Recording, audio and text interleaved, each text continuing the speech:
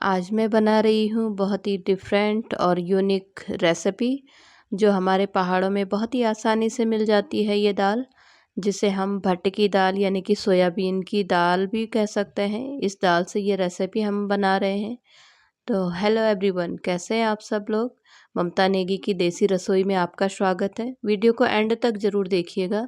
Video अगर आपको पसंद आई हो तो इसको लाइक शेयर कमेंट ज़रूर कीजिएगा। तो चलिए रेसिपी की तैयारी करते हैं। इसके लिए मैंने 1 कटोरी सोयाबीन की दाल यानी कि भट्ट की दाल ली है, जिसे अच्छे से वॉश करने के बाद रात भर भीगने के लिए छोड़ दिया था और सुबह को ये अच्छे से यहाँ पे फूल चुकी थी। आप चाहें तो मॉर्निंग में भी इस दाल का डायरेक्ट यूज कर सकते हैं। इसे हम नॉर्मली वॉश करने के बाद प्रेशर कुकर में सीटियाँ दे सकते हैं, लेकिन अगर आप रात को इसको भीगने के लिए छोड़ देंगे तो ये पकने में और सॉफ्ट होने में इसको ज़्यादा आसानी होती है।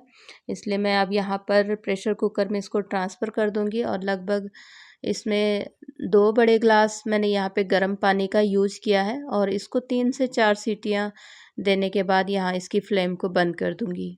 यहाँ पर मैं अब तड़के की तैयारी के लिए मैं यहाँ पर सबसे पहले जो हरे प्याज होते हैं उसके डंठल का यूज कर रही हूँ। मेरे पास ये काफ़ी टाइम से ये पड़े हुए थे। अगर आपके पास ये अवेलेबल नहीं है तो आप इसको स्किप कर सकते हैं, लेकिन अगर आप इसका यूज़ करते हैं तो ये खाने में बहुत स्वादिष्ट होते हैं। और इसी तरीके से मैं प्याज को भी यहाँ पर स्लाइसेस के रूप में यहाँ कट कर दूँगी। इसको आपने बिल्कुल बारीक चॉप नहीं करना है, इस तरीके की स्लाइसेस में आपने यहाँ कट कर देना है। और लगभग 5 से 6 कलियाँ लहसुन की ले लूँगी, इसको भी मैं यहाँ बारीक बारीक चॉप कर लूँगी। आगे की प्रोसेस के लिए अब मैं यहाँ पर सबसे पहले एक कढ़ाई ले लूँगी, जिसमें मैंने लगभग 1.5 स्पून के तकरीबन सरसों का तेल यूज़ किया है। और जब ये अच्छे से यहाँ पे गर्म हो जाए तो यहाँ पर एक हरी मिर्च मैंने यहाँ पे बारीक कट करके डाल दिया है और यहाँ साथ में मेरी दाल भी पक रही है। और अब मैं जो कटे हुए जो प्याज है इसको यहाँ मिक्स कर लूँगी यहाँ पर और इसको अच्छे से फ्राई होने के लिए छोड़ दूँगी। जब तक हमारी इस रेसिपी के लिए मसाला तैयार हो रहा है, साथ में हमारी दाल भी पक रही है। यहाँ पर हमारे जो प्याज थे फ्राई करने के लिए ये भी कुछ हद तक ये फ्राई हो चुके हैं। अभी मैं यहाँ पर 1 चम्मच के तकरीबन लहसुन का यूज करूँगी और इसे भी मैं लगभग 30 सेकंड तक और यहाँ पे फ्राई करूँगी। प्याज लहसुन अच्छे से भुनने के बाद मैंने यहाँ पे एक बारीक कटा हुआ प्याज इसमें ऐड किया है और लगभग 30 सेकंड तक इसको अच्छे से भुनने के बाद मैं यहाँ पे कुछ बेसिक से मसाले इसमें यूज़ करूँगी। यहाँ पर मैं एक छोटी चम्मच का इस्तेमाल कर रही हूँ, जिसमें आधी चम्मच नमक, 1 चम्मच मसाला मिक्स मसाला यूज़ किया है, आधी चम्मच इसमें लाल मिर्च पाउडर और आधी चम्मच यहाँ पर हल्दी पाउडर का इस्तेमाल कर रही हूँ। और इसमें मैं हल्का सा गुनगुना पानी यूज़ करूँगी और इसको लगभग 1.5 मिनट तक इसको यहाँ पे फ्राई करूँगी, जब तक इसका अच्छे से यहाँ पे तेल रिलीज़ ना हो जाए। और जब तक हमारा मसाला पक रहा है, ये देखिए हमारी यहाँ पे दाल भी अच्छे से गल चुकी है। ये अच्छे से हाथों के बीच में आराम से टूट रहे हैं, तो ये हमारी दाल भी पक चुकी है और जो मसाला है हमारा, इस बीच में हमारा ये मसाला भी पक चुका है। और अब मैं यहाँ पर दाल इसमें डाल दूँगी, लगभग 2 कटोरी दाल मैं यहाँ पर ऐड कर दूँगी। मैंने पूरी दाल का इस्तेमाल अभी नहीं किया है क्योंकि मैं अभी ये तरी वाला बना रही हूँ, उसके बाद मैं यहाँ पे ड्राई बना के आपको दिखाऊँगी। और मैं यहाँ पर दाल को मसाले के साथ लगभग 1 मिनट तक यहाँ पे फ्राई करूँगी और 1 मिनट के बाद मैंने यहाँ पर 1 गिलास गर्म पानी का यूज़ किया है। गर्म पानी से कुकिंग प्रोसेस बंद नहीं होती है, तो इससे दाल अच्छे से यहाँ पे पक भी जाती है। और इसे भी यहाँ मैं लगभग 2 से 3 मिनट तक अच्छे से यहाँ स्टीम दूँगी। जब तक हमारी ये दाल यहाँ पे कुक हो रही है, तब तक मैं कुछ रोटियाँ यहाँ पे बेल लेती हूँ। ये मैं बच्चों के लंच बॉक्स के लिए तैयार कर रही हूँ।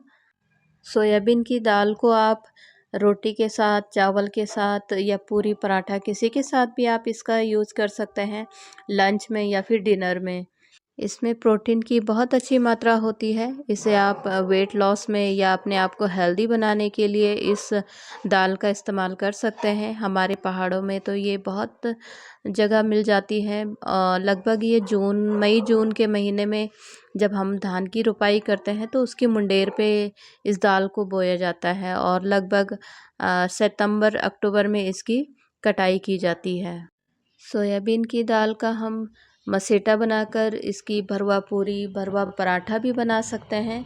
ये रिच ऑफ प्रोटीन मील्स है, तो ये खाने में भी बहुत हेल्दी होता है। तो इसे हमें अपनी डाइट प्लान में ज़रूर फॉलो करना चाहिए। यहाँ पर अब हमारी जो सोयाबीन की दाल है ये अच्छे से पक चुकी है। इसे मैं रोटी के साथ यूज़ कर रही हूँ तो पानी की क्वांटिटी कम है, लेकिन अगर आप इसे चावल के साथ लेते हैं तो इसका पानी यहाँ पे आप ऐड और कर सकते हैं। यहाँ पर मैं कस्तूरी मेथी यहाँ ऐड कर दूँगी और लगभग 1 मिनट के बाद यहाँ फ्लेम को बंद करके हरा धनिया, ढेर सारा हरा धनिया का यूज़ करेंगे। बहुत अच्छी इसकी खुशबू और टेस्ट होता है। तो यहाँ पर मैं गैस की फ्लेम को अब बंद कर दूँगी और ये हमारा साग बिल्कुल रेडी हो चुका है। जो लोग अपना फैट लूज़ करना चाहते हैं, वेट कम करना चाहते हैं, तो उनके लिए ये रेसिपी बहुत ही लाजवाब रेसिपी है। तो इसको अपने डाइट प्लान में ज़रूर इसका इस्तेमाल करें। और यदि आप अपने ऊपर या फिर अपने बच्चों के ऊपर फ़िटनेस का ध्यान रखते हों या फिर आपके बच्चे स्पोर्ट्स वाले हैं, तो ये तो हमारी डाइट प्लान में ज़रूर होता है। और यदि हम इसमें घी का इस्तेमाल करते हैं तो इसका जो टेस्ट होता है बहुत ही बढ़ के आ जाता है और हेल्दी भी होता है। तो इस रेसिपी को भी आप ज़रूर ट्राई कीजिएगा। आपके लिए और आपके बच्चों के लिए बहुत ही टेस्टी और हेल्दी होने वाला है। और इसी तरीके से मैं यहाँ पर दूसरी रेसिपी यानी कि जो ड्राई रेसिपी बनाऊँगी इसके सोयाबीन के दाल की, तो उसके प्रोसेस के लिए सबसे पहले मैं 1 चम्मच यहाँ पे घी इस्तेमाल करूँगी और जब ये अच्छे से गर्म हो जाए तो इसमें यहाँ पे आधी चम्मच जीरा और एक छोटा-सा टुकड़ा मैंने अदरक का बारीक कटा हुआ इसमें ऐड किया है। और आधा टमाटर का मैं यहाँ पे यूज़ कर रही हूँ। और इसको जब ये अच्छे से यहाँ पे पक जाए तो यहाँ पर मैं कुछ बेसिक से मसाले धनिया, मिर्च और पाउडर हल्का-हल्का जो भी आपको जितना भी टेस्ट आपको चाहिए। और इसमें किचन किंग ज़रूर ऐड कीजिएगा, इसमें बहुत अच्छा टेस्ट आता है। और जो मैंने बची हुई जो 1 कटोरी दाल थी उस ऐड कर दिया है। और लगभग 2 मिनट कंप्लीट होने के बाद यहाँ पे सोयाबीन ने घी रिलीज़ कर दिया है। तो इस स्टेज में मैंने यहाँ पर जो धनिया के पत्ते उसके डंठल होते हैं उसको यहाँ पे डाल दिया है और कस्तूरी मेथी भी यहाँ पर क्रश करके डाल दिया है। इसे अभी हमने 1 मिनट तक और फ्राई करना है।